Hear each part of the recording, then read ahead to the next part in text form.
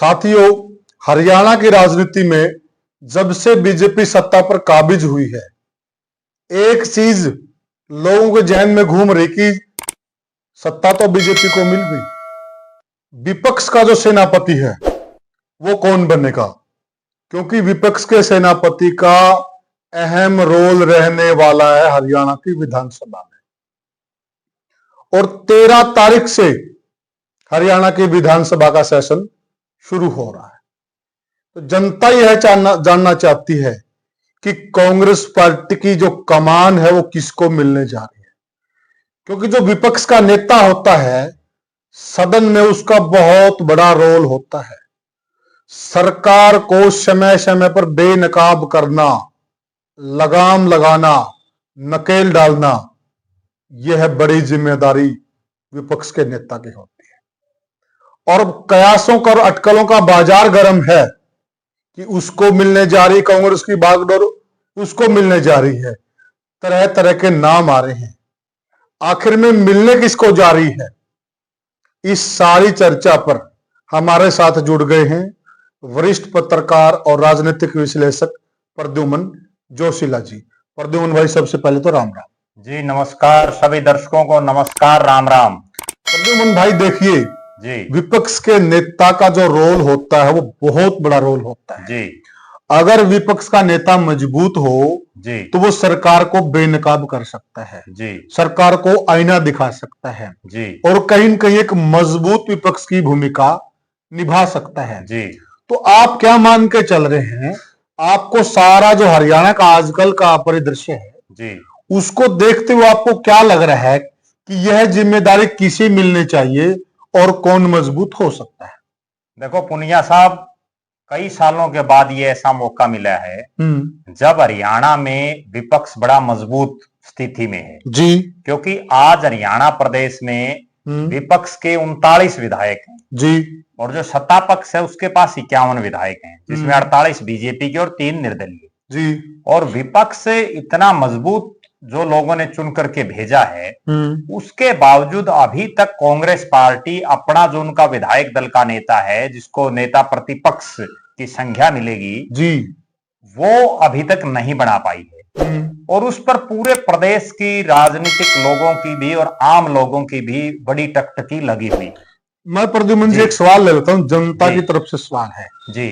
अभी तक Congress CLP leader नहीं बना पाई जी, तो क्या इससे कांग्रेस की कमजोरी नहीं झलकती है? देखो निश्चित रूप से कांग्रेस की कमजोरी झलक रही है और ना केवल कमजोरी बल्कि कांग्रेस पार्टी में इस तरह की एक ये प्री पार्टी चल रही है वर्षों से, जब से कांग्रेस कमजोर हुई है। हाँ। 2014 में जब केंद्र में भारतीय जनता पार्टी की सरकार आई जी, और कांग्रेस पार्टी विपक्ष की का नेता जो बनता है उसके लिए भी अपना बहुमत नहीं जुटा पाई, उसके बाद से कांग्रेस हर फैसला लेट ले रही है। हरियाणा प्रदेश के अगर बात करें हम तो विधानसभा चुनाव को ले लीजिए, भारतीय जनता पार्टी ने तो कई दिन पहले टिकटों की घोषणा कर दी थी और कांग्रेस पार्टी तो जिस दिन चुनाव का नॉमिनेशन का आखिरी दिन था तब तक अपनी टिकटें घोषित कर रही थी। उसी तरह से लोकसभा चुनाव में ले लीजिए, भारतीय जनता पार्टी ने तो चुनाव घोषित होने से पहले अपने सारा काम जो था, ताम झाम सब मैदान में उतार दिया था, अपने प्रत्याशियों की घोषणा बहुत दिन पहले कर दी थी। जबकि कांग्रेस पार्टी तो एंड टाइम पे हर चीज कर रही है। और अब एक हरियाणा में एक कहावत है जो चुटकुले बन जाते हैं, और वो एक चुटकुला कांग्रेस पे बन गया कि अगर मान लें कि इनको बहुमत मिल जाता और इनके 46 विधायक आ जाते तो क्या ये मुख्यमंत्री भी नहीं बना पाते?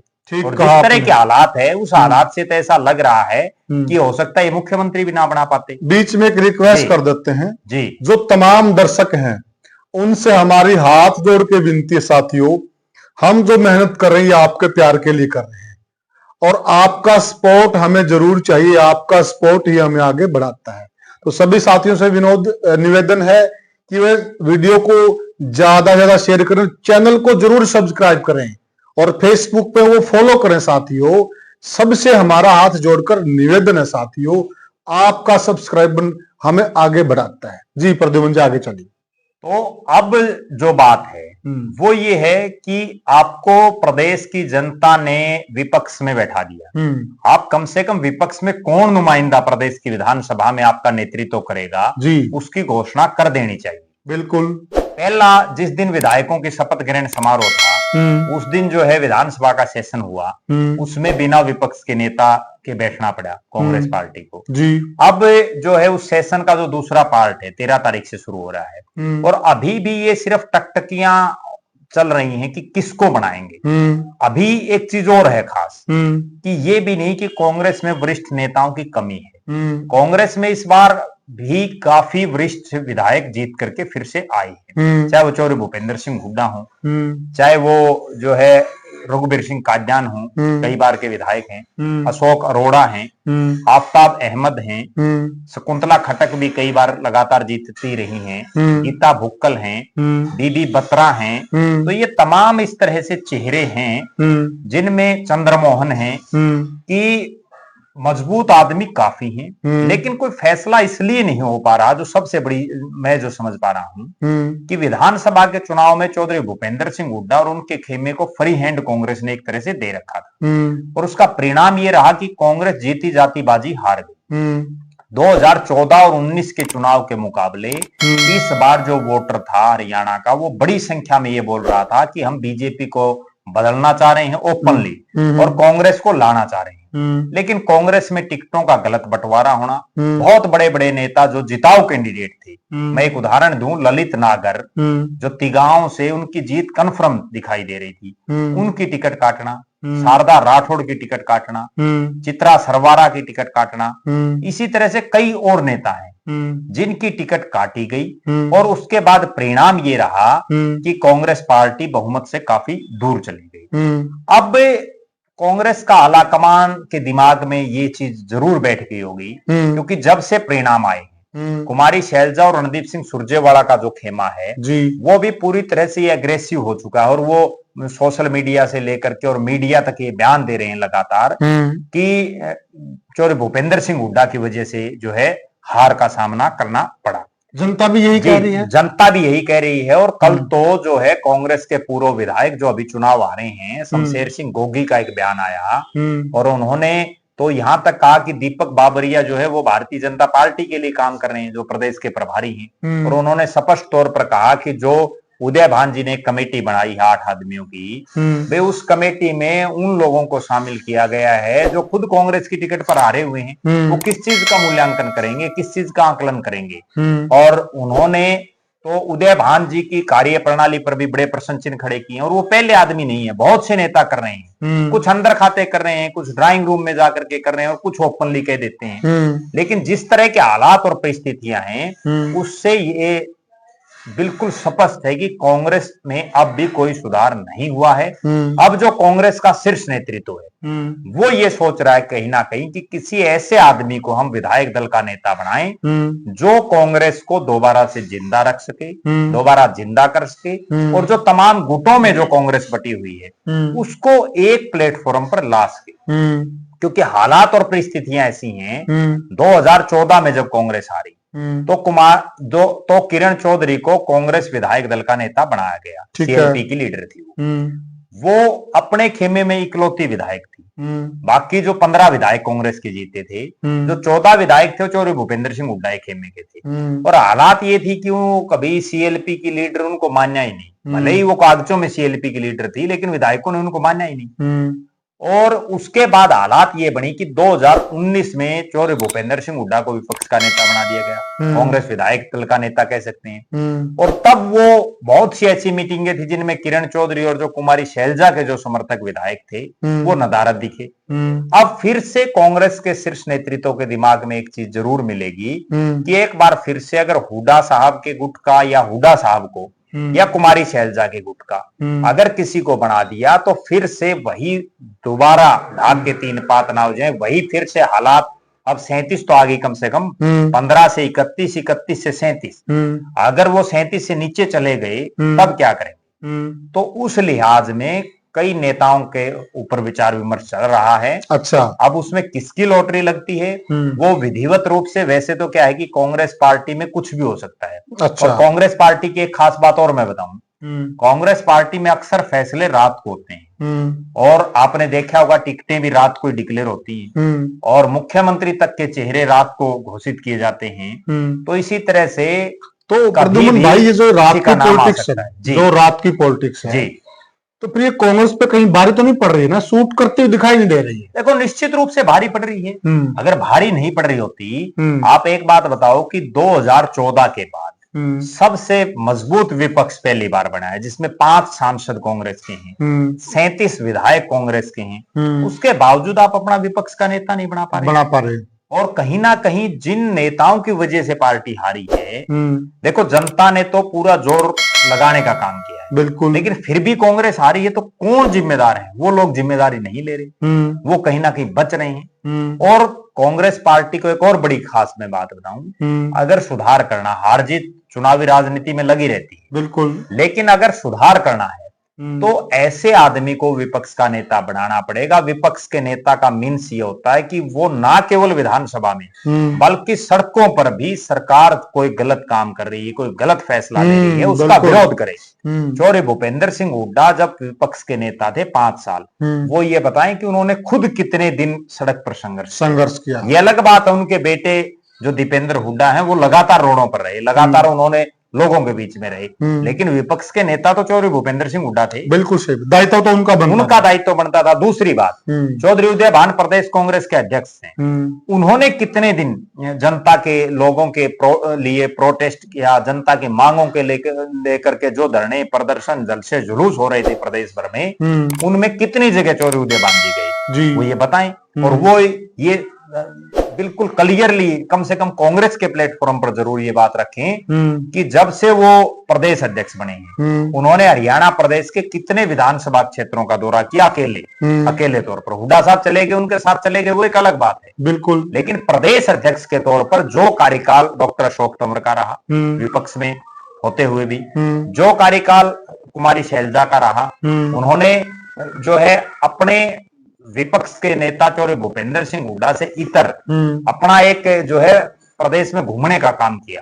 भले ही उसका असर पड़ा ना पड़ा, लेकिन वो कम से कम घूमे तो। बिल्कुल, उदय भान जी तो कहीं गए ही नहीं। और उसके बावजूद उदय भान जी की जो बोलने की शैली है या जो वो बात कह रहे हैं, वो ये कह रहे हैं कि कौन किरण चौधरी, इस तरह की टिप्पणी करना, इस तरह की टिप्पणी करना, निश्चित रूप से आप प्रदेश के अध्यक्ष हैं, आप कोई अकेले उदय भान नहीं है, आप हरियाणा प्रदेश कांग्रेस कमेटी के अध्यक्ष बोल रहे हैं। बिल्कुल, अगर आप अकेले उदय भान होते तो आप कोई बात नहीं, आपसे कुछ भी बोलते। देखिए कहीं न कहीं इस प्रकार की जो भाषा शैली है जी, इस प्रकार की भाषा शैली कांग्रेस को और ज्यादा कमजोर कर रही है। ये ले डूबी, हाँ, अगर वो चौड़ से बोल रहे हैं, चौड़ करके बोल रहे हैं जी, तो इस पे लगाम लगानी पड़ेगी और कांग्रेस पार्टी को भी ऐसे नेताओं पर लगाम कसनी पड़ेगी मजबूती के साथ। कांग्रेस पार्टी भी वो लगाम कसने की स्थिति में दिखाई नहीं दे रही। वरना आपको एक खास बात बताता हूं, होता क्या है कि जिस भी स्टेट में पार्टी हार जाती,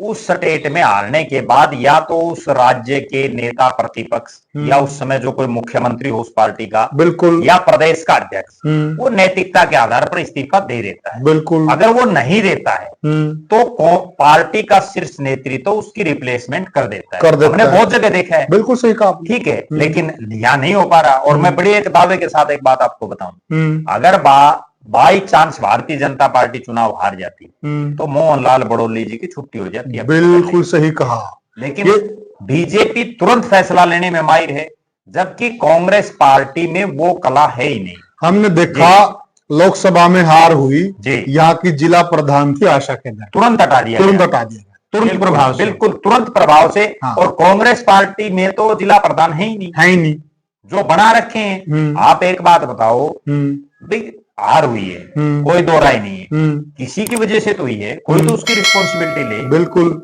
लेकिन नहीं ले पा रहे।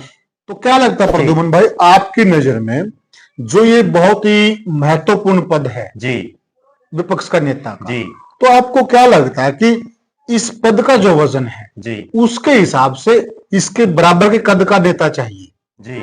आपको क्या लगता है, ऐसा कांग्रेस पार्टी में देखो- कौन कौन नेता हो सकता देखो, मेरा ऐसा मानना है कि पार्टी ना तो कोई बराबर का कद का कुछ देखती। है? पार्टी तो फिर ये गलत नहीं होगा? जब इस तरह की बातें पार्टी करती रहती है कि हम सर्वे के आधार पर टिकटें देंगे, हम जो है जो जिताऊ प्रत्याशी होंगे वो टिकटें दे, उनको टिकट देंगे, और सोमवीर शोराण जिन्होंने बारडा से, जिनका कोई लेना देना नहीं, उनको बारडा से टिकट दे दी। कहीं ना कहीं पार्टी का कोई सिस्टम है नहीं। लेकिन मुझे जो लग रहा है, मैं ये बात इसलिए कह रहा हूँ, थोड़ा दर्शक भी समझ पाएंगे, क्योंकि आप भी सुन रहे हो, हम 2-4 दिन से मीडिया में सुन रहे हैं कि विनेश फोगाट को बनाया जा सकता है। देखिए, विनेश फोगाट की उम्र हम जानते हैं, हम उसके खिलाफ नहीं हैं, पर हम ये कहना चाहते हैं कि बहुत मजबूत और बहुत बड़ा पद है, बहुत अहम पद है, ये ऐसे हल्के में नहीं लिया जा सकता। उनकी वो पहली बार चुन के आई हैं और उनका राजनीति का कोई लंबा चौड़ा अनुभव नहीं है। यहाँ पर बहुत अनुभवी आदमी चाहिए। अगर इस तरह के नाम कांग्रेस पार्टी से निकल के आ रहे हैं तो इसका मतलब कांग्रेस पार्टी ने कोई सबक नहीं लिया। देखो, पिछले 3-4 दिन से मेरे पास जो आप बात कर रहे हो, आपकी बात ठीक है, मेरे पास भी बहुत से लोगों के फोन आ रहे हैं कि विनेश फोगाट को नेता प्रतिपक्ष बनाया जा सकता है। लेकिन अगर विनेश फोगाट को ही नेता प्रतिपक्ष बनाया जाता है तो निश्चित रूप से कांग्रेस पार्टी का दिवालियापन पिट चुका है। और वो दिवालियापन इसलिए पिट चुका है कि विनेश फोगाट पहला चुनाव उन्होंने लड़ा है। चुनाव लड़ने से पहले वो राजनीति में कभी नहीं थी। एक आदमी पहला चुनाव लड़े एक अलग बात है, मनोहर लाल जी भी पहला चुनाव लड़के प्रदेश के सीएम बने थे, लेकिन वो उससे पहले संघ की राजनीति में थे और संगठन का बहुत लंबा चौड़ा जो उनको अनुभव था। दूसरी तरफ विनेश फोगाट, ठीक है, वो एक कुश्ती की बहुत बढ़िया खिलाड़ी हैं, लेकिन आप एक फील्ड में खिलाड़ी हैं, राजनीति में आप राजनीति के खिलाड़ी नहीं है। देखिए, अगर आप राजनीति के खिलाड़ी होती, मैं बड़ी गंभीर बात बताऊं, जिस दिन विनेश फोगाट की टिकट डिक्लेयर हुई उस दिन पूरे हरियाणा प्रदेश में चर्चाएं थी कि हरियाणा प्रदेश में सबसे बड़ी जीत विनेश फोगाट की होगी और वो 70,000 से चुनाव जीतेगी। और हालात आप देखिए, जब आप चुनाव परिणाम आया, बिल्कुल क्या हालात रहे। बिल्कुल ठीक, वो तो केवल इसलिए चुनाव जीतगी कि जो इनेलो के प्रत्याशी थे उनका उनके गांव और उनमें इलेक्शन ढीला छोड़, जिसकी वजह से वो चुनाव जीतने में कामयाब होगी। खाप इन्वॉल्व होगी, खाप में कहने पर लाठर साहब ने, वरना तो वो चुनाव हार भी जाता। अच्छा, अगली बात ये है कि विनेश फोगाट, ठीक है, उन्होंने देश का नाम बहुत ऊंचे स्तर पर लेकर के वो गई, बिल्कुल बहुत बड़ी ओलंपियन रही, खिलाड़ी रही, लेकिन राजनीति में अभी उनको लंबा संघर्ष करने की जरूरत है। दूसरी बात, उनको कुश्ती से जुड़ी हुई कोई कमान देनी हो दी जा सकती है। सरकार आ जाती तो उनको खेल मंत्री बना देते और हो सकता है इस बात की पूरी चर्चाएं भी थी। बिल्कुल ठीक है, लेकिन अब उनको क्या है, आप उनको महिला कांग्रेस में जिम्मेदारी दे सकते हैं, आप उनको युवा कांग्रेस में जिम्मेदारी दे सकते हैं, आप उनको खेल प्रकोष्ठ में जिम्मेदारी दे सकते हैं, लेकिन एकदम अगर आप उनको विपक्ष का नेता बनाएंगे, वो ये अकेला कांग्रेस विधायक दल का नेता नहीं बन रहा, ये साथ में विपक्ष का नेता ही बन रहा है। विपक्ष का नेता वो कम से कम आपको ऐसा आदमी बनाए, उनको तो अभी तक, मेरा ऐसा मानना है, और मानना नहीं, बिल्कुल स्पष्ट बात है, उनको तो विधानसभा की कार्यवाही का भी नहीं पता होगा। तो यहाँ तो एक अनुभवी आदमी चाहिए, और वो आदमी चाहिए जो अनुभवी के साथ साथ सड़क पर संघर्ष कर सके। अगली जो बात है, विनेश फोगाट को आज चुनाव जीते हुए लगभग 1 महीना हो गया। 1 महीने में उन्होंने अपने जुलाना हल्के का ही दौरा नहीं किया अभी तक। और सोशल मीडिया पर लोग ये प्रश्न खड़े कर रहे हैं कि विनेश फोगाट जी आप आ नहीं रही हल्के में, कितनी बड़ी गंभीर बात है। दूसरी बात, अब यहाँ नेता प्रतिपक्ष ऐसे शख्स को बनाना चाहिए, क्योंकि कांग्रेस में सीनियर नेता काफी हैं, लेकिन समस्या वही है कि बहुत से सीनियर नेता हुड्डा साहब के साथ अटैच हैं, कोई सीनियर नेता कुमारी शैलजा के साथ अटैच है। असली कहानी, जो असली बीमारी की जड़ है, वो ये है कि कांग्रेस को जिंदा करना है, ना कि चौधरी भूपेंद्र सिंह हुड्डा या कुमारी शैलजा के गुट। बहुत इंपॉर्टेंट बात करें प्रद्युमन भाई आप। और कांग्रेस हारी क्यों? सिर्फ इसीलिए हारी कि एक तरफ हुड्डा सरकार बनाएगा, दूसरी तरफ जो कुमारी शैलजा के जो प्रत्याशी थे उन्होंने भूपेंद्र सिंह हुड्डा को ज्यादा तवज्जो तक भी नहीं देना चाहिए, बिल्कुल, जिसकी वजह से दोनों तरफ से हार हुई। अब कांग्रेस के पास कौन हो सकता है विपक्ष का नेता? उसमें मैं अगर बात करूं, अगर कांग्रेस किसी जाट चेहरे को ही चुनावी जो है विपक्ष का नेता बनाती है, सीएलपी बनाती है, तो उसमें मेरा निजी तौर पर यही मानना है कि पहला नाम चौधरी भूपेंद्र सिंह हुड्डा का ही रहेगा, क्योंकि हुड्डा साहब ये पूरी कोशिश करेंगे कि किसी भी तरह से कांग्रेस की कमान उनके हाथ में रहे। और उसका कारण भी यही है कि अगर विपक्ष के नेता की कमान उनके हाथ से चली जाती है तो हुड्डा साहब ना तो आज किसी और पद पर, और उसके बाद जो है प्रदेश में जो उनका एक राजनीतिक कद, हालांकि इस चुनाव के बाद कम हुआ है कुछ ना कुछ, उनकी विश्वसनीयता भी कमजोर हुई है, वो और ज्यादा कमजोरी पर आ जाएगी। सुनने में ये आ रहा है प्रद्युमन भाई कि हुड्डा साहब को प्रतिपक्ष नेता बनाने के लिए करीब 28 विधायकों के साइन की हुई चिट्ठी हाईकमान को चली गई है। जी, आपकी बात बिल्कुल सही है। हुड्डा साहब ने जब कांग्रेस विधायक दल की मीटिंग होनी थी विपक्ष विधायक दल का नेता चुनने के लिए, तो उससे पहले अपने दिल्ली स्थित आवास पर, जो उनके सांसद बेटे दीपेंद्र हुड्डा की कोठी है, वहां तमाम अपने विधायकों को बुलाया था जो उनके खेमे, और उसी दिन ये तय हो गया था कि हुड्डा साहब किसी भी हालात और किसी भी परिस्थिति में जाकर के सीएलपी का जो नेता है वो पद नहीं छोड़े। उसमें तो सुनने में ये आ रहा है कि कई जो एक दो विधायक शैलजा के खेमे से जीता हुआ था वो भी वहां पर चले गए। नहीं, बिल्कुल चले गए थे, उनका पता भी है। जिनमें एक सिरसा लोकसभा क्षेत्र के विधायक हैं बलवान सिंह दौलतपुरिया, जो कुमारी शैलजा के बड़े खासम खास हैं, लेकिन वो वहां मौजूद थे। उसके बावजूद अब जो हालात वो ये हैं कि अगर हुड्डा साहब को ही बनाना होता तो कांग्रेस का शीर्ष नेतृत्व अब से पहले डिक्लेयर कर चुका होता। कहीं ना कहीं पेच अड़ा हुआ है, और मुझे ऐसा लग रहा है कि वो पेच इसीलिए अड़ा हुआ है। अब भी कुमारी शैलजा और रणदीप सिंह सुरजेवाला, चूंकि वो राष्ट्रीय महासचिव हैं जी, तो उनकी हुड्डा साहब से ज्यादा दिल्ली के दरबार में पहुंच है। कहीं ना कहीं वो ये समझाने में कामयाब हो गए होंगे कि अगर हुड्डा साहब के नेतृत्व में ही हम जीतते तो 3 योजनाओं से जीत जाते, क्योंकि 14 में हुड्डा साहब के उसमें 19 और 24 नहीं जीत पाए। अब किसको कमान दी जाए, ये सबसे बड़ी बात। नेतृत्व बदलना पड़ेगा, नेतृत्व बदलना पड़ेगा। और कई बार ये होता है कि नेतृत्व किसको दे। अब मैं आपको सिलसिलेवार अगर बात करें तो उसमें बात ये है, चौधरी भूपेंद्र सिंह हुड्डा के खेमे की तरफ से रघुवीर सिंह काजान बड़े सीनियर विधायक हैं, लेकिन नहीं लगता कि उनको बनाया जाए। उम्र बहुत ज्यादा है, उम्र भी ज्यादा है, और वो सड़क पर संघर्ष नहीं कर सकते जी। उसके बाद बात करें बीबी बत्रा की, बीबी बत्रा का भी कहीं नहीं लग रहा कि उनको बनाने की कोई संभावना दिखाई दे रही है। यहाँ 2 नाम मैं देख पा रहा हूँ हुड्डा साहब के बीच, जिनमें एक नाम अशोक अरोड़ा जी, जो हुड्डा साहब के साथ साथ कुमारी शैलजा भी उन पर सहमत हो सकती है।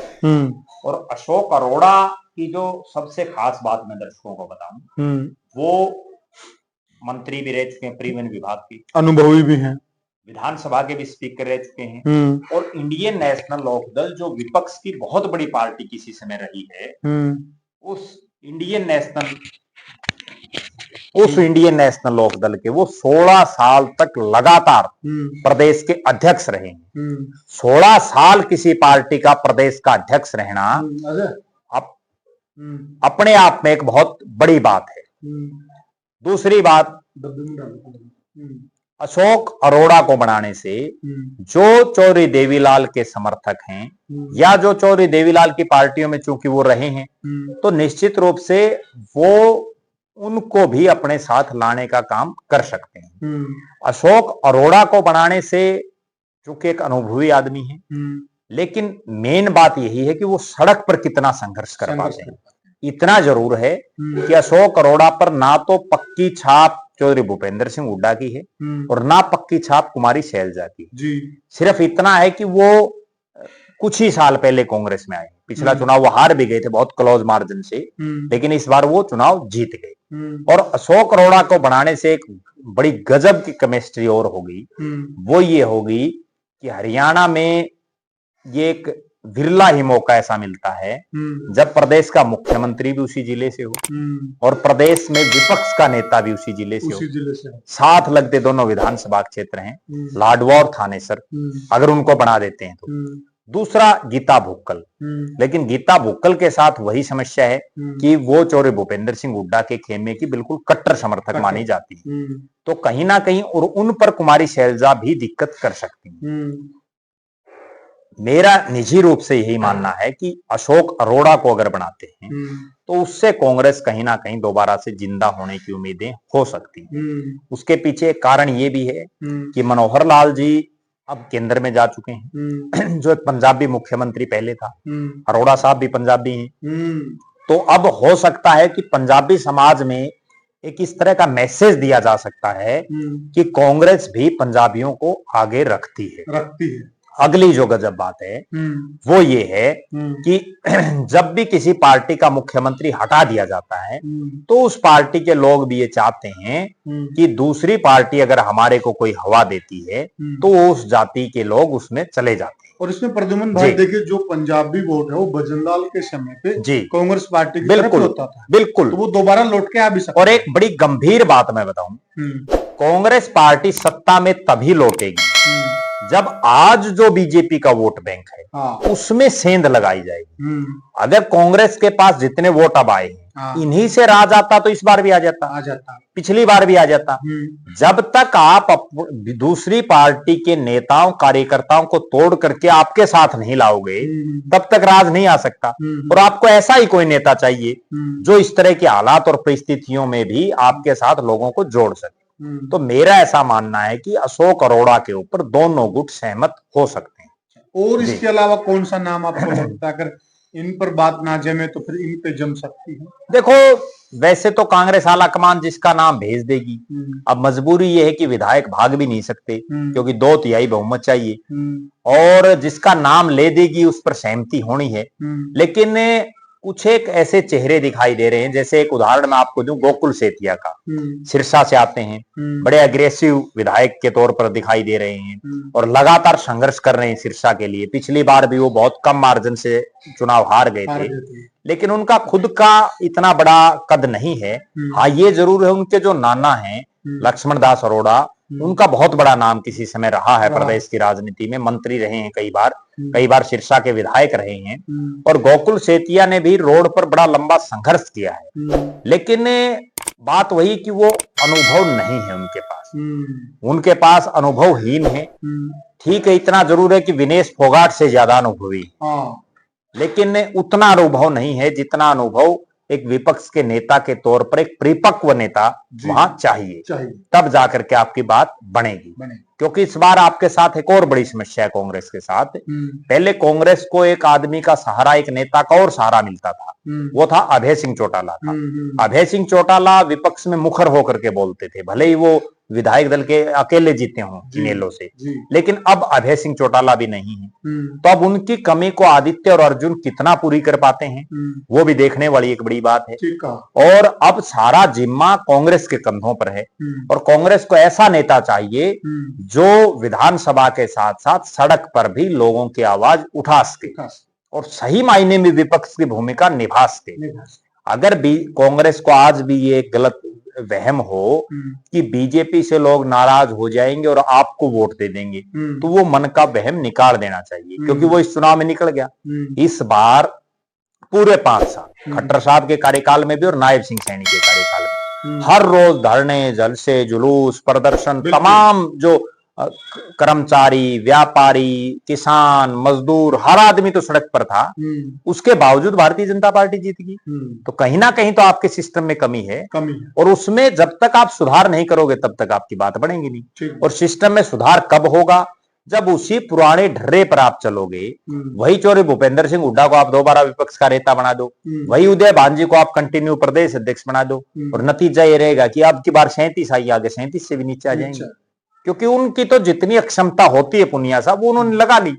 यानी कि निचोड़ यही है कि इस बात का कि कांग्रेस पार्टी को सारे जातिगत समीकरण देखकर, सारे वोट बैंक देखकर, अनुभव देखकर एक ऐसे आदमी को कमान देनी पड़ेगी जिससे कांग्रेस पार्टी को हरियाणा में सत्ता में लौटने की कोई राह बने। बिल्कुल, मैं आपकी बात से पूरी तरह से सहमत हूं। और ऐसा आदमी चाहिए जो बीजेपी के नेताओं और कार्यकर्ताओं में सेंध लगा करके और कांग्रेस में उनको ला सके। वरना तो अब ये हालात हो जाएगी, आप देख लेना 5-10 दिन के बाद कि कांग्रेस से लोग वापस बीजेपी में भागना शुरू हो जाएंगे या इन्हीं लोगों की तरफ भाग जाएंगे। भाई, मैं आपको एक जानकारी अपडेट कर दूं दर्शकों को भी। लाइन लगी हुई है। बिल्कुल निरंतर लोग बीजेपी संगठन के समर्थन संपर्क में है, परंतु बीजेपी संगठन ने निर्णय कर दिया जी कि आने वाले 3 साल तक कोई नई एंट्री नहीं होगी। नो एंट्री का बोर्ड लगा दिया है। जी। लोग संपर्क में हैं पर वो ले नहीं रहे। देखो उसमें भी मैं एक बात बताऊं, ये जो नो एंट्री की आप बात कह रहे हो ना, अगर बीजेपी इस तरह का काम करेगी तो बीजेपी भी धीरे धीरे फेल हो जाएगी। उसका भी कारण बताता हूं आपको, और उसका कारण क्या, प्रत्यक्ष को प्रमाण की मतलब कोई जरूरत नहीं होती। पंजाब में आम आदमी पार्टी की एक तरफा सरकार बन गई और आंधी आ गई। उसके बाद हालात ये बने कि हरियाणा में चुनाव होना था। हरियाणा में बीजेपी, कांग्रेस, जेजेपी, इनेलो, तमाम पार्टियों के लोग आम आदमी पार्टी में शामिल होने के लिए बिल्कुल तैयार बैठे थे। और तभी क्या किया, ऊपर से अरविंद केजरीवाल जी, सुशील गुप्ता जी, उन सब ने ये कहा कि हम तो जो है इंटरव्यू उसी आदमी को देंगे जो हमारे इन मानकों पर खरा उतरेगा, या इंटरव्यू लेंगे, हम ये देखेंगे, वो देखेंगे, फलाना करेंगे, ढिमका करेंगे, पूरी ढिंढोरेबाजी की। और उसका परिणाम क्या हुआ, आज आप देखो आम आदमी पार्टी क्या हालात है। अगर वो उस टाइम पर उन लोगों को ले लेते तो हवा कुछ हो रही होती। कई काम के आदमी भी खो दिए। बिल्कुल, वो हवा कुछ हो रही होती। तो कहीं ना कहीं पार्टियों को कभी अपनी एंट्री बंद नहीं करनी चाहिए, क्योंकि वो अगर बीजेपी में आएंगे ना, कम से कम प्रचार तो बीजेपी का करेंगे। जी। तो अब इस बात को समाप्ति की ओर लेके जाए प्रद्युमन भाई। तो साथियों, प्रद्युमन भाई ने बिल्कुल सारा निचोड़ निकाल दिया। अगर कांग्रेस को सत्ता में लौटना है तो इन बातों की तरफ ध्यान देना पड़ेगा, और अगर वो उसी पुराने ढर्रे पर चलती है फिर वही डाक के 3 पात रहने वाले हैं। होना हाना कुछ नहीं है। आप क्या सोचते हैं, आप क्या मानते हैं, हमें कमेंट सेक्शन में जरूर बताइएगा। वीडियो को ज्यादा से ज्यादा शेयर कीजिएगा, चैनल को सब्सक्राइब कीजिएगा। तो साथियों आगे फिर मिलते हैं किसी और मुद्दे को लेकर। तब तक के लिए आपको साथियों राम राम। राम राम।